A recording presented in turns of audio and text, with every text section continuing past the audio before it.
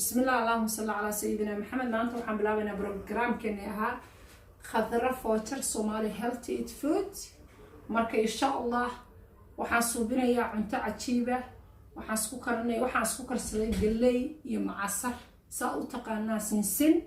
waxaan halkaan ku karinayaa cunto kaleeto maxaa la dhihi jiray ila socda programka maxaa la dhihi jiray baybid sis yar ila socda insha Allah.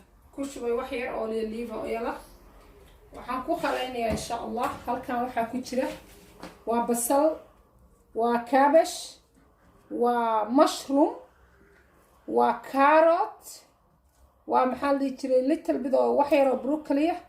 marka insha Allah la socdo saana u karinayaa hadii ilaahay sidaan sameeyaa.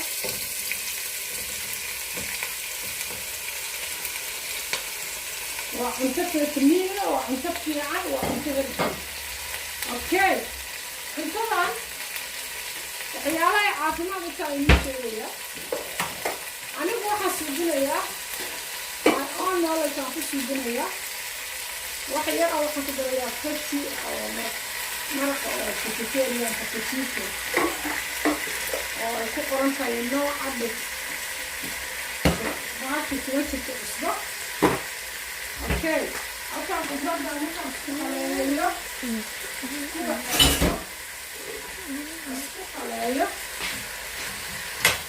halkaan waxaa ku qalaysmaya waa mushroomkii, waa broccoli, waa carrot, waa maxaa la dhihi jiray onion, allahu mustacaana maxaa la dhihi jiray leeks yaryar oo ku jirto alaabtan. marka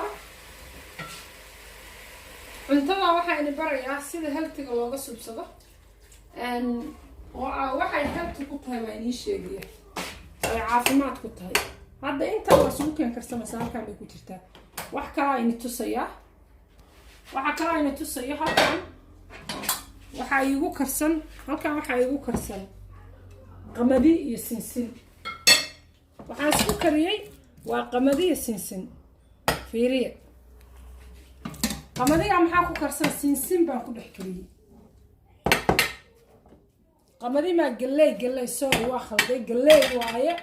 waxaan galleyda ku kariyay sinsin soo ma taqaanaa sinsintaas ku kariyay. wataas waxa ka gududan waa yar waa galley.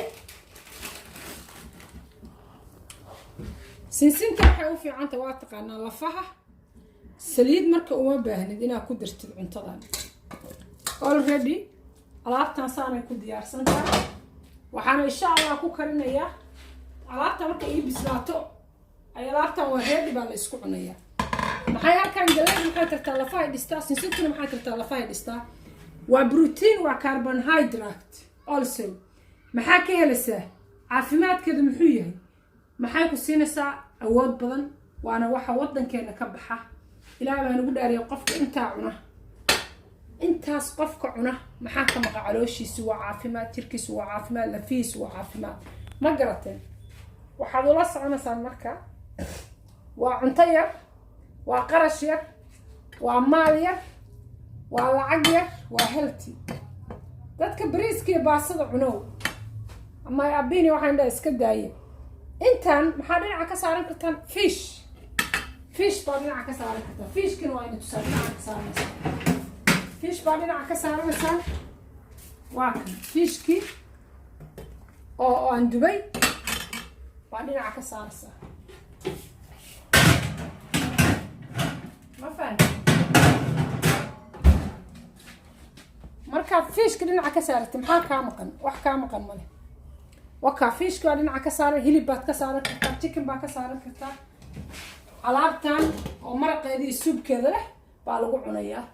intaa markaa cuntid oo maraqaani qodradaa ka dabacagtay maxay calooshaada noqonaysaa. calooshaada waxay noqonaysaa calool healthy oo fresh oo caafimaad qabta way noqonaysaa. haddaa rabti wax yar oo liibaa ku darsanaysaa.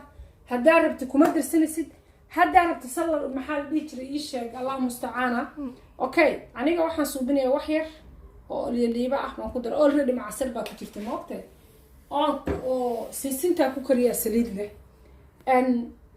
vitamin kaama maqna maxaa la dhihi jiray caafimaad kaama maqna skinkaaga qurux noqda macasartu laftay ka duxdaa. lafta markay ka dusinsinta la karinayo sinsintii saasa u bislaatay waxaasa u jeeda yaryar waa sinsinta aan ku kariyey lafahay u fiican tahay fiishkii oo maskaxda u fiican skinkii allahu mustacaana ilaahay nagu dhaariya intaan haddaa cunto muxuu bariis hilibkaale maqanya waa cunto yar waa qarash yar waa lacag yar ma fahanteen waa timekaaga oo seef garaysatay dadka qurbaha jooga waliba si gaar ah iyo dadkii jooga waa anfacaysa oo dadka waliba laf xanuunka qaba lafuhu xanuunaan aad bay cuntada u anfacaysaa haddii calooshaadu fuul dareento kaleeto ha cunin intaasoo kale haafkeed cun haafkeed markaan kuleeyahay cuntadan waa cunto culus moodina ciyaar intaa haddaa isku cuntid intaana iska reebtid 2 qof baad ku cuni kartaan ma fahanteen cuntadan waa cunto special food ma fahanteen meesha Soomaalidu ay ka karinayaan bariis iyo baasto 24 hours Soomaaliya anigu waa tagay habeen barkii waxa la cunayaa bariis iyo baasto iyo cambuulo digir galey qamadi la isku kariyay oo ama sareenka u taqaanaanba oo saliid caday ama saliid macasar iyo sokor lagu cunay war solution maahan samba ka fiican samba ka heltisan waxaad u subsan kartaa iyo kale qudrad kale xataa u subsan kartaa ma fahanteen solution maahan waxa waaye caafimaadkiina solution hada alaabtan isku bislaanaysa oo isku magiciisanaysa isku dhandhanaanaysa isku magiciisanaysa alaabtaas lagu cunaya waxa loogu cunaya waa in tusaya sida loogu cunayo Chinese oo kaleeto Chinese Soomaalina arkin inay dadka ka caqli badan yihiin cuntooyinka calooshooda ma ku istaagto waxayna ugu istaagin because wax maraq ay ka dabacaan cunto kasta cunaysid haddaad wax maraq la ka dabacto healthy waa okay sida hilibka maraqiisa oo kale aan ahayn ma fahamtay aniga hadda waxaan ku daray filfil waxaan ku daray wax yar oo kaariya because waxaan rabaa taste inuu yeesho ma fahamtay and Allah musta'ana waa special noodles waxa la dhaho waa qudradan isku jirta waa fitamiinkii oo dhan waa caafimaad calooshaadu calool buura yeelanaysa ma noqonaysa la qof obawayda qof waxa noqonaysa maaragtay jir qurux badan leh qof waxa noqonaysa healthy marka alaabta marka inoo diyaar garowdo inta bay aadaysaa oo waxay ku aadaysaa cambuulada ma qayb celinaya waxaan ka dhigayaa hal qof intuu cuno inta baa iska celinaya halka qof intuu cuno waa intaas halka qof oo raba inuu caafimaad intaas cunaya inta markuu cunayo qudradda dhinac ka saarto wax ka maqan male okay qudradda dhinac ka saarnay maxay tahay already hadda qudraddan waa diyaar waxaan tusaya diyaar ma u jeedaan waa 5 minutes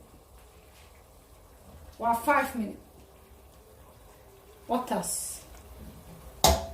5 minutes bay diyaar ku tahay saanay health ku tahay saan bay caafimaad ku tahay okay waxa kale aan tusaya inii sheegaya oo maxaa la dhihi jiray ku dhiga qudradda suubkeedii baad inta ku shubanaysaa fiiri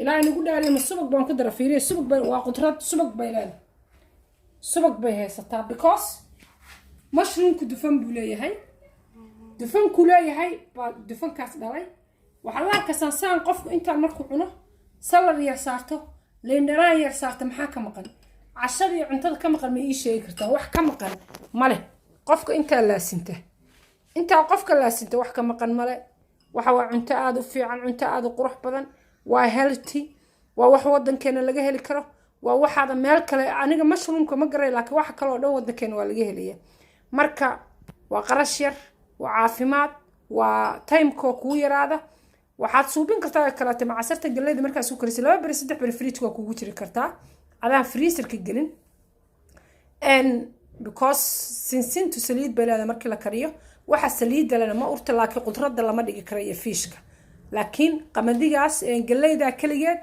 iyo sinsinta waa la dhigi karaa caafimaadkaas walaalayaal oo caafimaadkina la daryeela la dadaala la faxanuunka waxa keena caloosha buuxda waxa keena maskaxda aan freeshka ahayn waxa keena waxyaalahaas ka mid ah hawsha la socda halka igala socda insha Allah next video-gaygana waxyaalo kale oo fiican baad arki doontaan wabilaahu tawfiiq إلهي ما ركتهاين حفتي نقدن. السلام عليكم ورحمة الله وبركاته. وقد رفوتر سومالي هيلث إيد إن شاء الله.